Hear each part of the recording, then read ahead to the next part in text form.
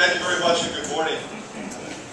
It's always a pleasure for me to come to this event. I remember the first time I came, I was truly blown away that this many people would show up with this kind of passion. And quite honestly, that's why I wanted to come here and be your coach. It's always a pleasure to introduce my good friend, Kirk Fran.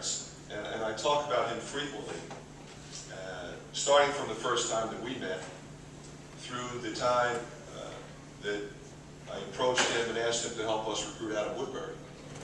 And I'm happy to report that I give Kirk a big assist because it was a very important time in their season that I asked for his assistance, and he offered it when I first got here. And I told the story in depth last year about just how involved he became because he knew it was important enough for me to ask him. It was going to be important that he help me get it done. And Adam Woodbury might be the most high-profile recruit we've had in the last 15 years. And it's that type of family that exists here that I knew I could approach him. I knew he would get it done. And it's amazing. Every recruiting situation is a snowflake. And you never know exactly how you're going to get through the prospect the way we did. And the way that Kirk connected with Adam and Adam's family on his visit here, I think was really what ultimately sealed it for us. And I always tell the story because it just didn't end that minute. When I went up to Adam's house, excuse me, after we signed it, there was a personal note right there in his living room from Kirk Fran. He had watched it Adam sign with us, knew the impact it was going to have in our program. And it's those kinds of things that we talk about that make things special. And I'm truly flattered as to how Gary compared our programs. I can't help but think back in the summer, I'm listening to the radio as our next running back got injured. And people talking about is there a curse? What's going on? What are we going to do? Who are we going to give the ball to? And, as a coach, you look at it differently. I'm thinking to myself, just how difficult a task that is. That happened to my team one time. We had everybody get hurt. And I can tell you this, we were not in first place. That much I can tell you. And, it's easy to say, next man in. That sounds great. But there has to be a next man in. And when you look at what this football team has done under Kirk's leadership, is they have a program. So when you have something like that happen to your team, you have to have a program.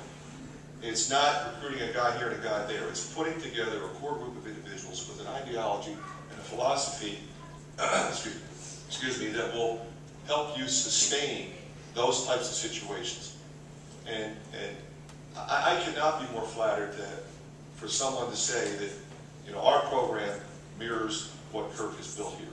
And that's been my goal from day one, to come in here and to recruit quality student athletes who work hard, compete, are true student athletes, and represent this institution the way that you would want to represent it. I am thrilled with the roster that we have at the present time. It's much more complete than it was last year or the year before. We have much more size.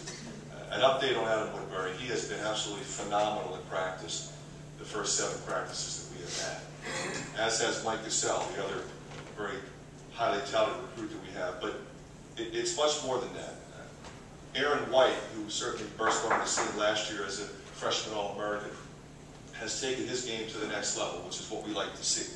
Mel Sambasavi, who struggled as a sophomore, has re-emerged as somebody and dedicated himself physically to get to where he needs to be.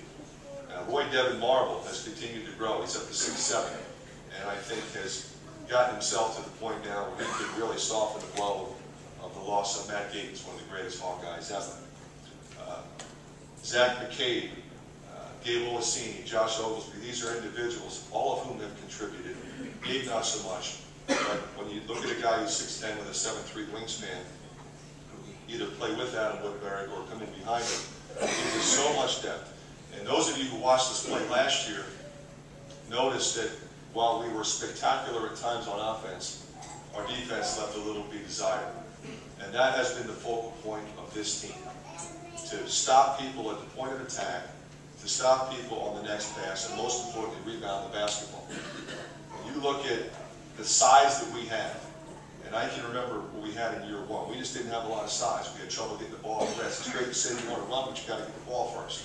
So we have a group now that has the speed and the size and the athleticism to run and attack the rim the way we want to play, and play the kind of defense, whether it's at full court or half court. Another fine addition that got a lot of publicity that we're not allowed to talk about up until this time is the addition of Jared Utah from Cedar Rapids. And he has been everything we thought he would be at 6'9". He can play the 3, the 4, the 5. He can shoot the ball outside. He can attack the rim. He can put it on the deck. And is really a young man of great character. So what we have are tremendous pieces. And I have every reason to be optimistic. Normally, coaches like to temper that enthusiasm a little bit. I tend to be somebody who welcomes it. That said, the top 25 came out the other day. We had 5 teams from our league in the top 20. So I recognize the challenge before our team. But some of those folks on that list we beat last year. We expect to beat them again. And lastly, I just hope that tonight we have our black and gold blowout. It's something that we've done here in the past that we haven't done in a while.